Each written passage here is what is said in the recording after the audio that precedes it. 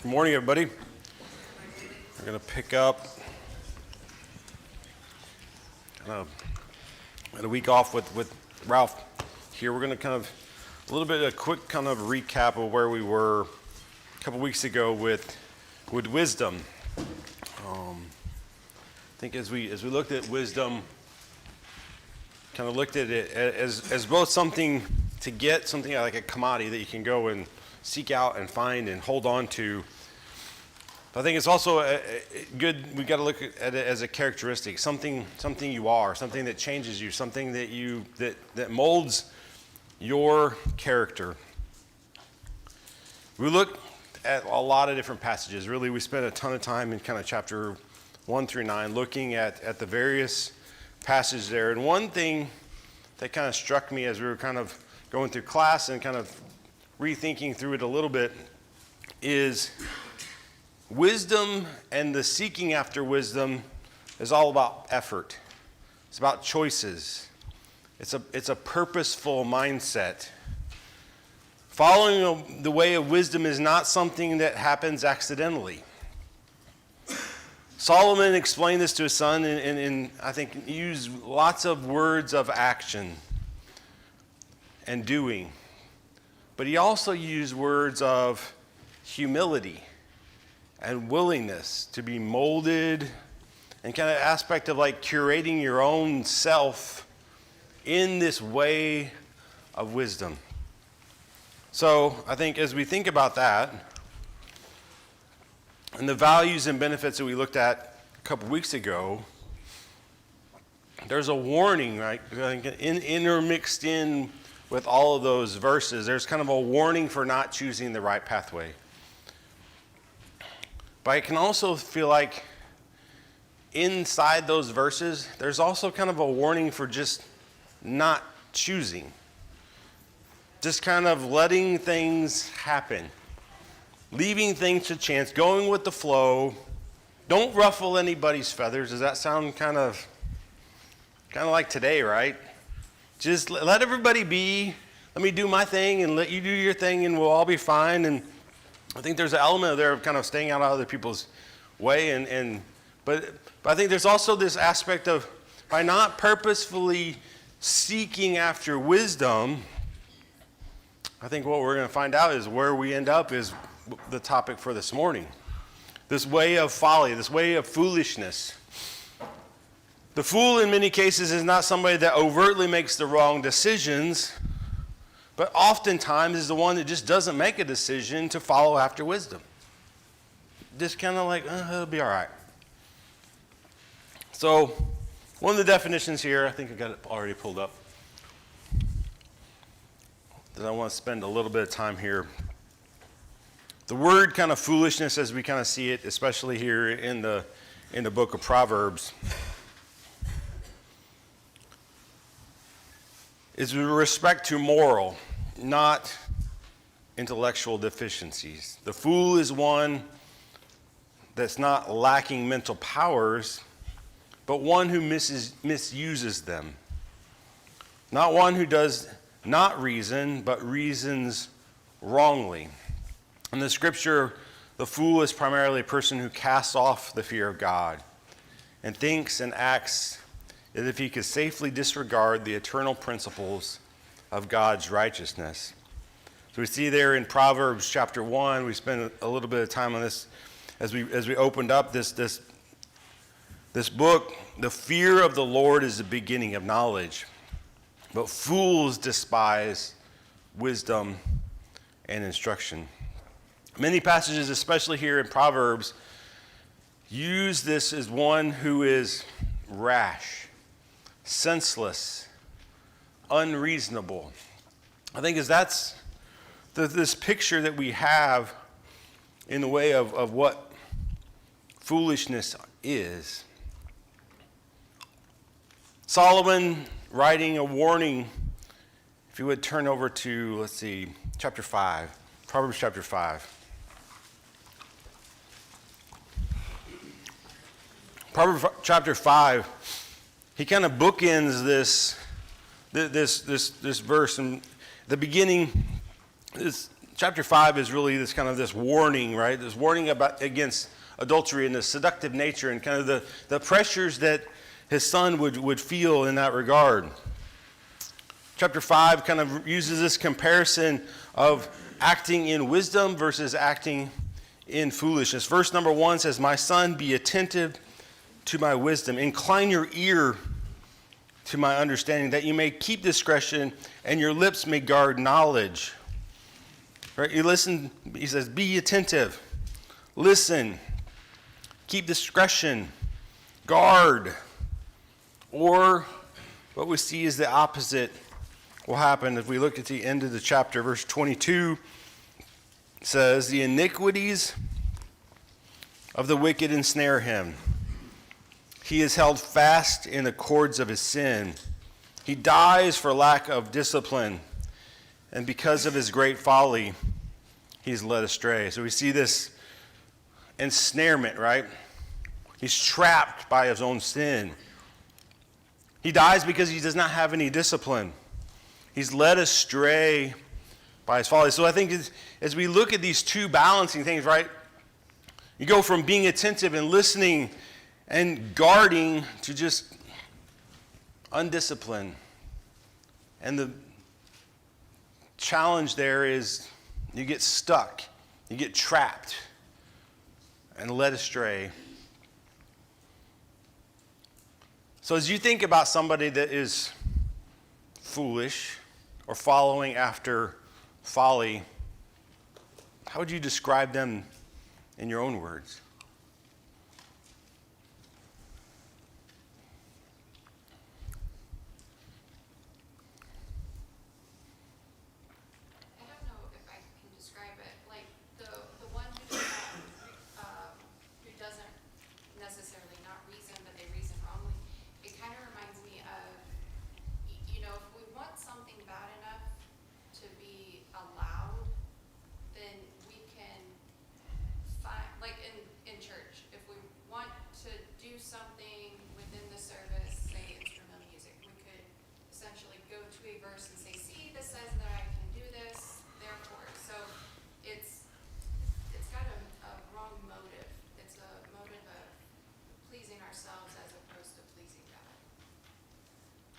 Does he?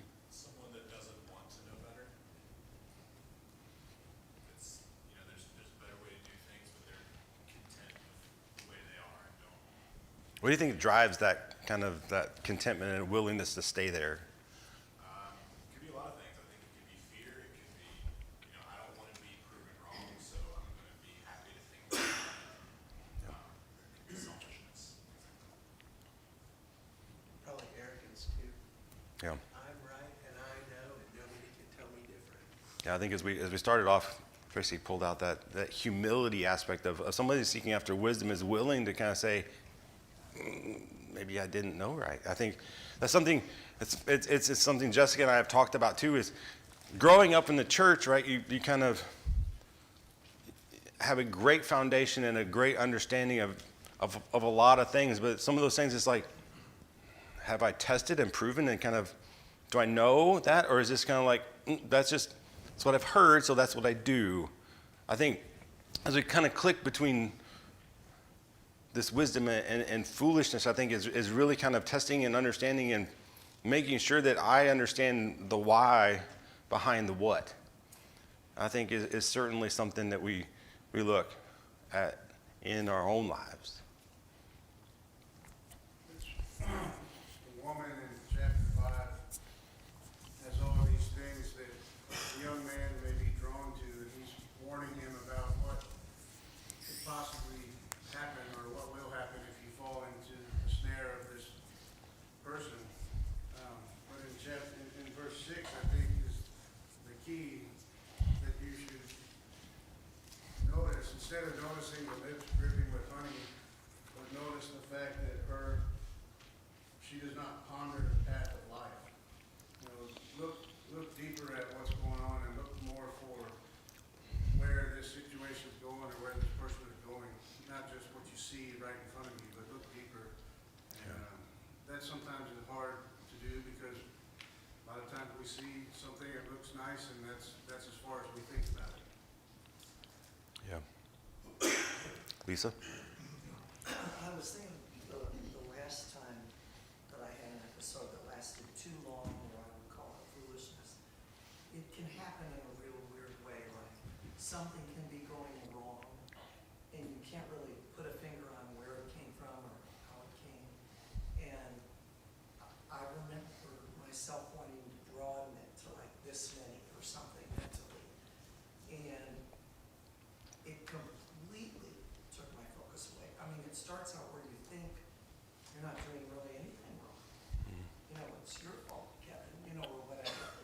And you can just so easily, it's worse than a slippery slope. Before you know it, you're in a black hole, and you can't even, like, you really have to get it together to get out. True. But it's deceiving how you can go down it, and that's the scariest part. You don't see it really. I think kind of what Jesse, sometimes that comfort level just kind of staying put, right? A lot of times as we think about this, as we look at the characteristics here in a few minutes, the characteristics of the fool is just, it's kind of don't push it, just kind of like stay put. And I think there's a comfort level in not trying to figure out what is the right way.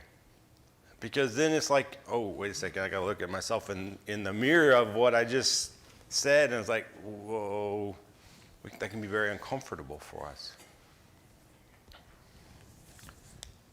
Any other thoughts as we kind of kick this off this morning? Scott? It really calls for the individual to own wisdom as an individual, not be influenced by their emotions or by past practice or family or anything. Really, it's a independent ownership. Yeah, definitely. We're going to take a look at some of the characteristics here. I'm just going to go ahead and put them all up here. All right. That's easy enough. First one I want to spend a little bit of time on here is one who trusts in himself. I think we've kind of started this off a little bit, but Proverbs chapter 12 and verse 5.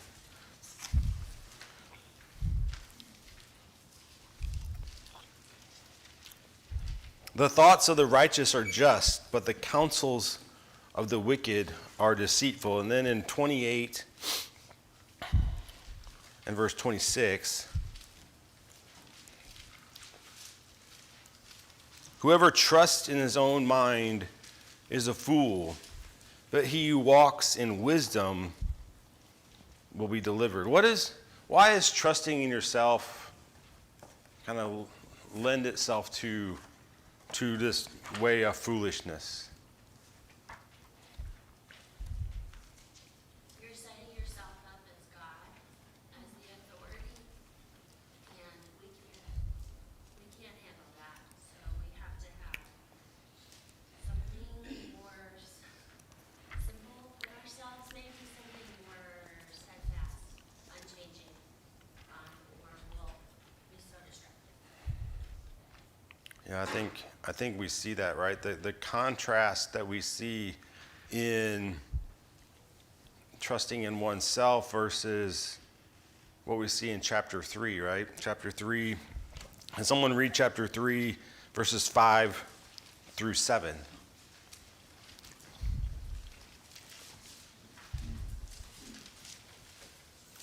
Trust in the Lord with all your heart, and do not lean on your own understanding. In all your ways acknowledge him, and he will make straight your paths. Be not wise in your own eyes. Fear the Lord and turn away from evil. So we see this significant contrast in the way of the fool trusting in oneself versus what Jake read for us there is giving that all up to God in all aspects of our life, right? And the results of doing that will have straight paths. We'll run away, we'll turn away from evil. We will have that understanding and the knowledge of what direction we should have in our lives, right? I see that wisdom, I think it really describes a disobedient child, or I guess in my case, a disobedient student. And I think that adds a little bit more weight to the father-son conversation that's happening right now. intentional to try to make the connection between us looking to our Heavenly Father, that the foolish characteristics are that of someone who is young and independent and thinks that they can do it by themselves, but Solomon, as the father figure, in a way standing in for the voice of God, is saying, you can't do that without me. Sometimes I wonder kind of at what point in Solomon's life did some of these things kind of get put pen to paper? Was it after kind of he stumbled through this all himself? I don't know, I had something else. Oh. But it's one of those things, it's like we can see significant failures in his own life, right? And is it the learnings from that? I don't know. It's hard to understand that a little bit. I'm sorry to put you on the spot with this. You don't have to answer it, but seriously, like it might be something as we go. But here's my question on something like this. I always word it like this, even though it's not a good way to word it. But Hitler didn't think that he was the bad guy. And the fool who trusts in himself doesn't say that. He thinks he's trusting in God, and he presents that he's trusting in God. And so my question would be, how do we know that about ourselves and others? And I don't expect you to have that answer, but that's my question. How do I know that? Well, I think it is kind of what we looked at in chapter 5, right? If you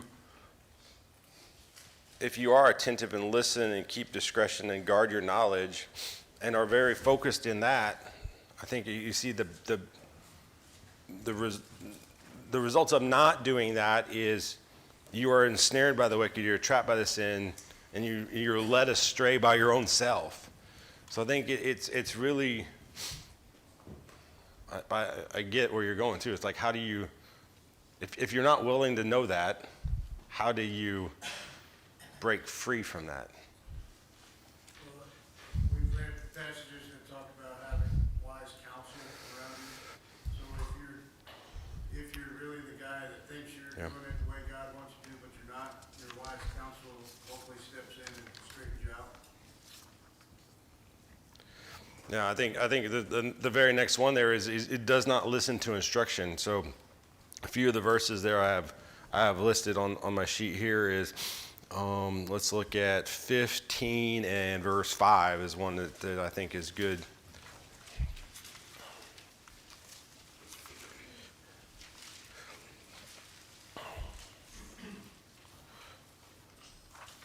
A fool despises his father's instruction, but whoever heeds reproof is prudent. I think this is where, right, if you've got the right support framework, whether that be a father or another trusted advisor, I think that's something that in your career, right? You start off your career, you find somebody that is to emulate, right? A mentor of some sort to help you understand kind of like, all right, what choices can I make in my own career pathways?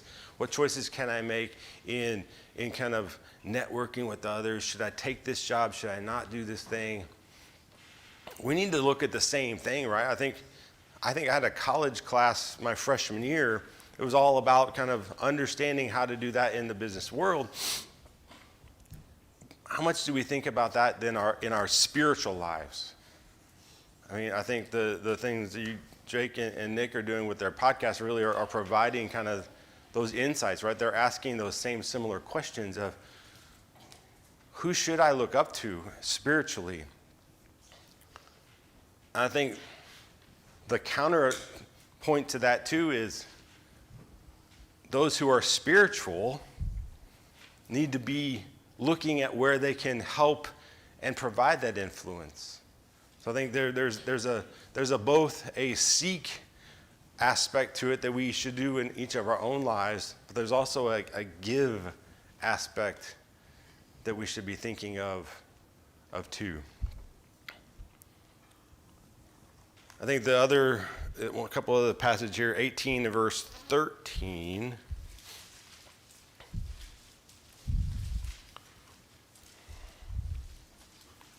Something that we all need to watch out for. It says, the one who gives an answer before he hears It is his folly and his shame. We all know those people who know more, or at least they say more than they know, right? Those people that are know-it-alls. This person talks about, they give an answer before they even hear. I know the answer. In seeking after wisdom, we need to listen to the instructions. We need to also question what maybe our own paradigms and our own thinkings are on certain topics. We need to push forward to seek after wisdom and not just, again, right, not lean on our own understanding. The next one I have listed here is being undisciplined. What does it mean to be undisciplined? How would you describe a person that's undisciplined?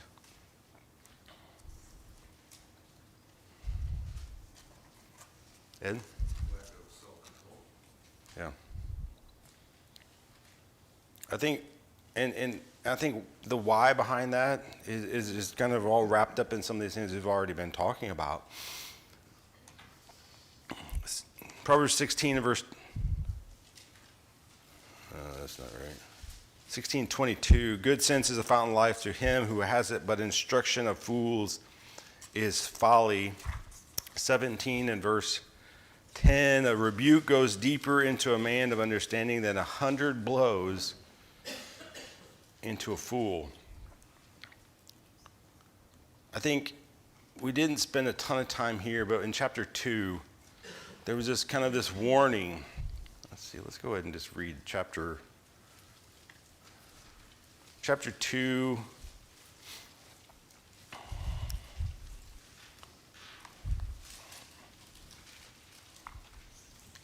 (16) through 19.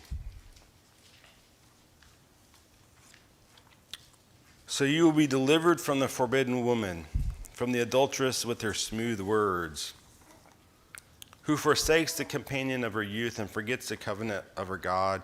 For her house sinks down into death, and her paths to the departed. None who go to her come back, nor do they regain the path of life. This is a warning about this seductive nature of sin and the consequences of giving in to temptation. But how might we resist? How do we resist that seductive nature, that willingness to just do what we want? I mean, I think one thing we need to really keep in the forefront, we talked a ton about when Ralph was here, is we need to be praying about this and taking these issues first and foremost to the Lord. I mean, in Psalm 119:18, this says, Lord, open my eyes. And I've got another verse written down, Psalm 130, show me in your word. So we need to be calling out to God for insight and for direction, especially since your first characteristic states, a fool trusts in himself. And we all know we should be trusting in the Lord. Well, if you're trusting in the Lord, you need to be calling out to the Lord. Absolutely.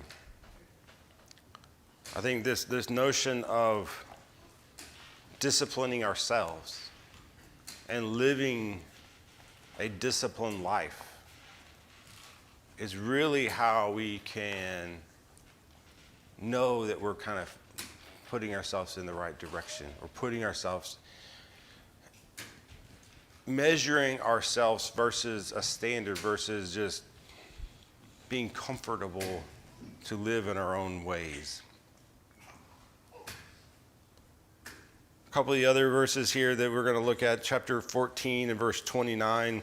Whoever is slow to anger has great understanding, but he who has a hasty temper exalts folly. This impulsive nature, this letting our own emotions get out of check and just kind of doing what we want leads really towards foolishness. One who commits evil, I think there's a lot of verses here. I want to try to speed through the next couple little sections here, so we really can spend about 15 minutes on chapter 9, where we're going to look at this choice. But a person who is committing evil, they reject the fear of God and reject his wisdom, and so they exult in their own folly. I think all of these really look at this kind of core nature of not being willing to be corrected and not being willing to be disciplined. In chapter 3, verses 11 and 12, he says here, "My son, do not despise the Lord's discipline or be weary of his reproof, for the Lord reproves him who he loves, as a father the son in whom he delights."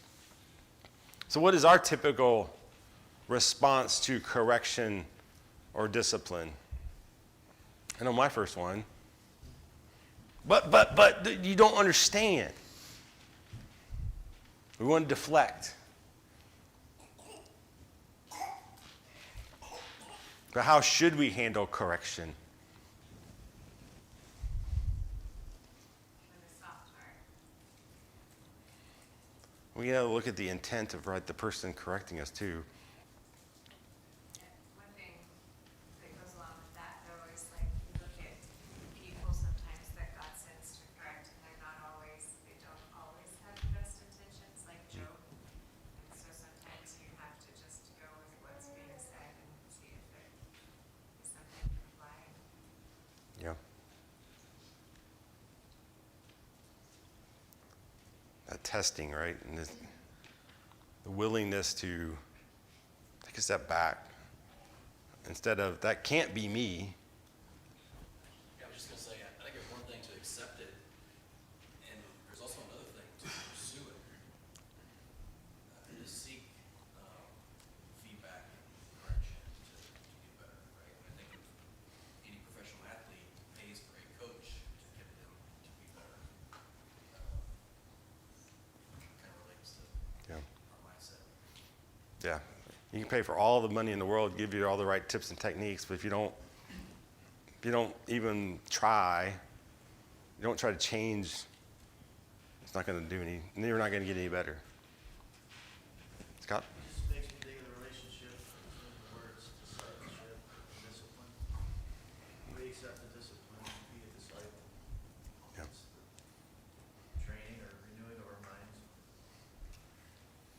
The access to wisdom, right?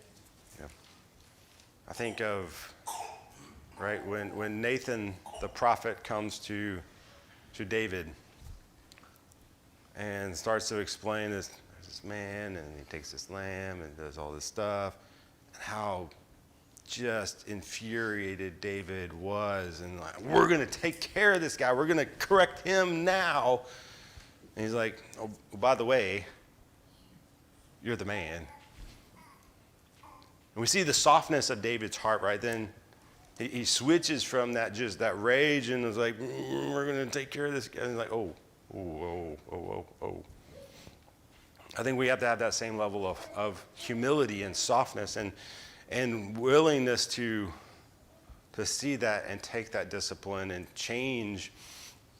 Because I think as we look at the way of folly, if we're not willing to change, and we're not willing to seek after the discipline that God may be providing for us in His Word and others in examples we see around us, we are kind of following after this way of foolishness, right? Being stubborn in our own obstinance, not seeking God's way. Is there any other thoughts before we're going to shift into chapter 9? It seems to be a big circle. You know, it's like you learn to be disciplined so you can listen to the instructions, so you're not impulsive, so that you don't commit. You know, it's a constant going around. I just keep thinking about like teaching kids to drive. You know, it's like. You get the next one, by the way. Each one of them has been different.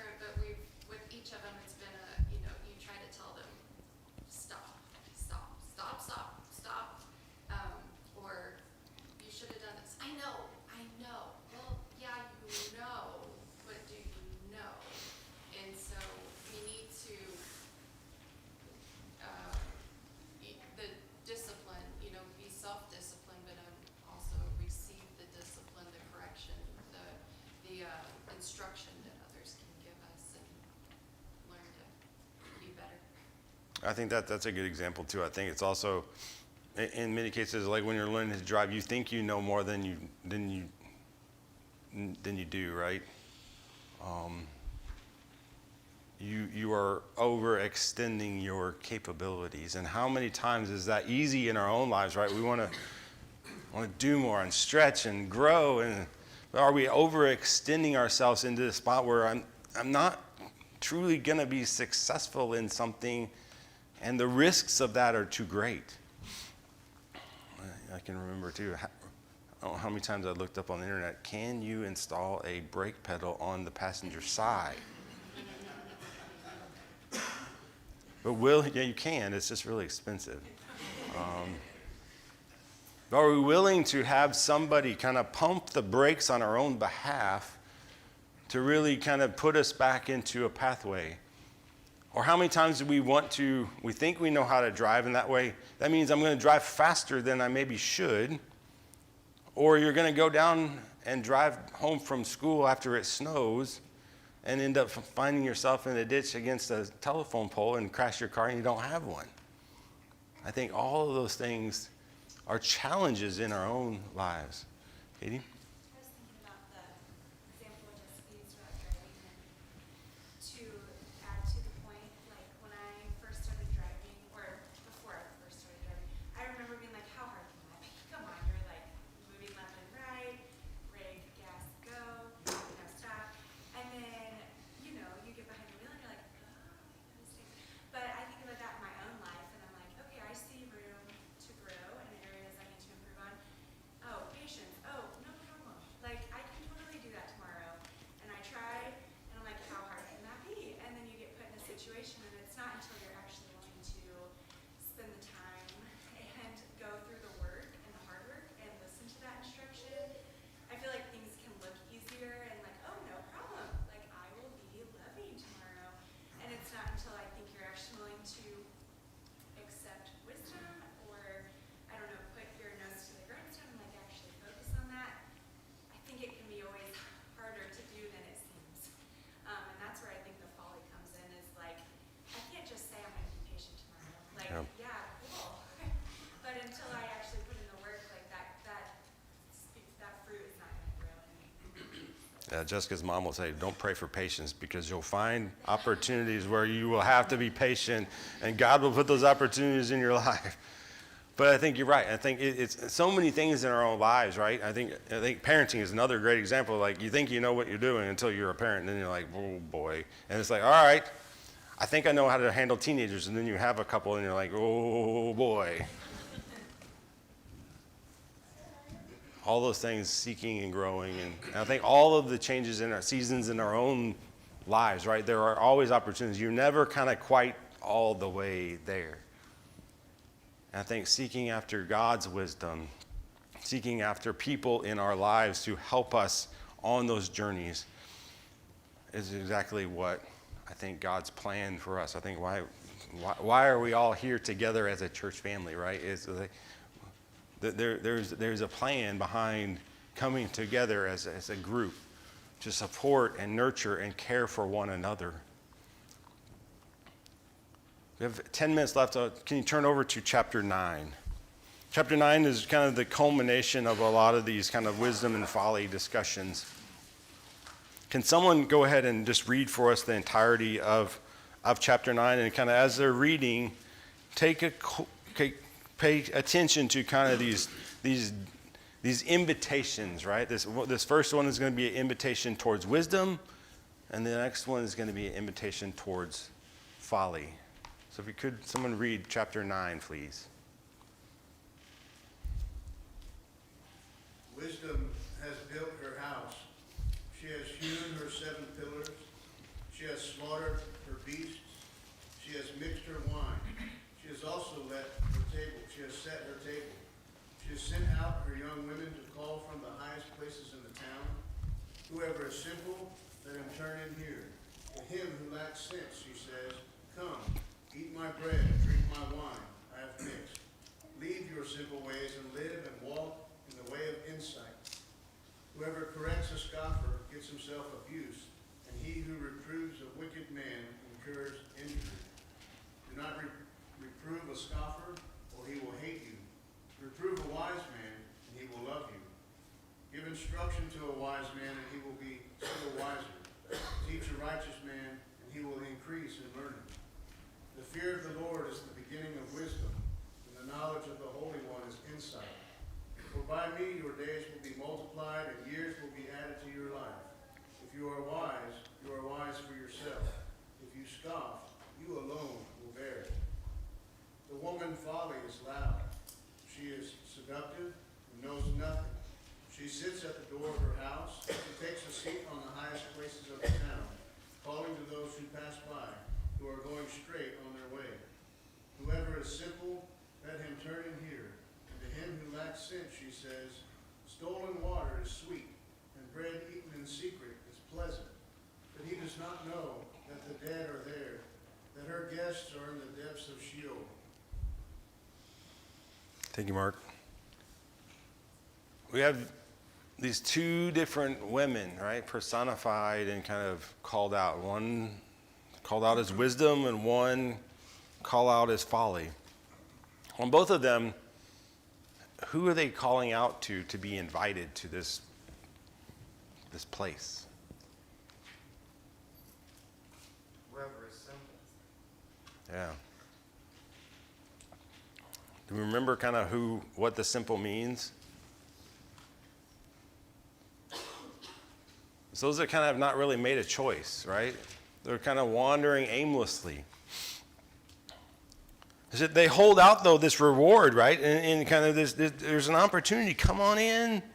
Come on in. In verse 5 and 6 there it says, come and eat my bread and drink the wine that I have mixed. Leave your ways and live and walk in the way of insight. But the way of folly says, come on in. I've got some stolen water. It's all right. It's just don't worry. It'll be fine. And I got a little bit of bread here. But ultimately, that leads to death, right? It leads to Sheol. I think we got to look at this distinguish, right? Do we all have these invitations towards following after wisdom and following after folly? How do we look at decisions in our own lives and seek after wisdom and avoid folly? What about decisions that we have in our relationships or our careers or in our personal growth of what I might do? What are some practical steps here in the last few minutes that we can use to really make sure we're treading down that pathway of wisdom? I think the distinction between the two calls is what you addressed, where wisdom gives a requirement that you must leave your ways. So if we find a philosophy or an impulse that tells us that everything about us is perfect and we don't have to change anything, that should be major red flags to us. Or we get into a relationship or we have conversations in which we start to believe of ourselves that, we've made it. We're perfect. We're right where we need to be. That is not wisdom. Wisdom, again, has the requirement that you leave your foolish ways. Absolutely. So how do we challenge ourselves in that thinking? There's also some time that's demanded really for this. You have to pause, you have to observe. If you do not, then you will not be prepared for what's coming. From there, it's understanding that there is a sacrifice to be wise.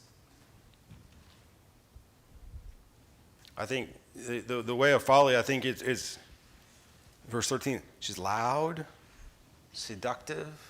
It's appealing, right? It's appealing to kind of go down that pathway. And I think those are the things we just need to be watchful. I think there's one thing on that list that's different from the others, and it's committing evil.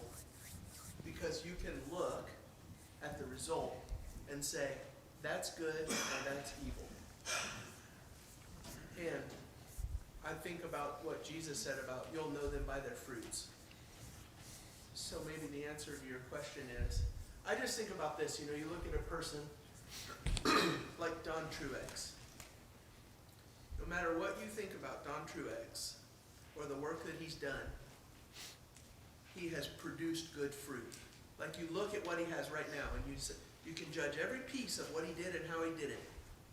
But look at what he's produced in his life versus a person who's left a trail of destruction and division in their wake everywhere they go. Or a person who has zero relationships or, solid friendships at the end of a 40-year career. You know what I'm saying? Like, look at the fruit. And so maybe the answer to your question is follow the examples of those who have produced fruit and look beyond our nose to see where this is going and what it's going to produce. Amen. I think that to grow into something you can't be comfortable. You always have to seek and be uncomfortable. It's when you're uncomfortable the most that you're truly learning what's around you. And you become more educated. I think too is do we have people in our lives that can kind of knock us upside the head when we need it? I think that's truly right. The right level of friendship is like, wake up, man. I think that's an excellent characteristic of someone. A characteristic of a fool is someone who will not accept help that's offered in love. Lisa? Well, until you really think about how do I want to please God, how often do I want to please Him, and prioritizing, then things start coming right at you that you're doing wrong, and you're approaching them wrong, and you're thinking, and you kind of get slammed. That is very helpful.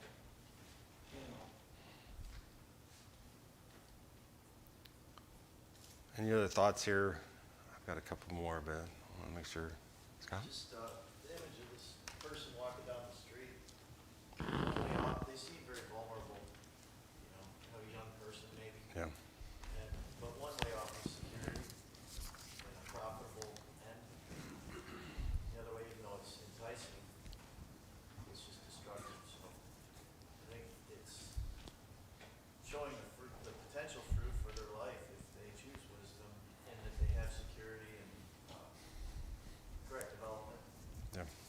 and the ability to pass that on to other people. I'll take us back to where we kind of started this morning is really, I think this discussion is really all about, right, making the choice.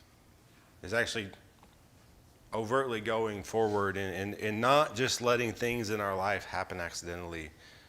I think there's going to be times where we might not choose the right path, right? I think those are also opportunities that where we will need correction and discipline. I think that's where, as we live our lives and grow, right? I think in our lives, in our spiritual lives. But I think the warning that we can see throughout this is if we just don't choose, if we leave things to chance, we just go with what's happening around us, will lead us into this way of folly, which leads to destruction. Any other final comments this morning as we close up? Thanks so much for your time this morning. Next week we're going to talk about the tongue, so I'm going to make sure I'm wearing my steel-toe shoes for that one. Thanks so much.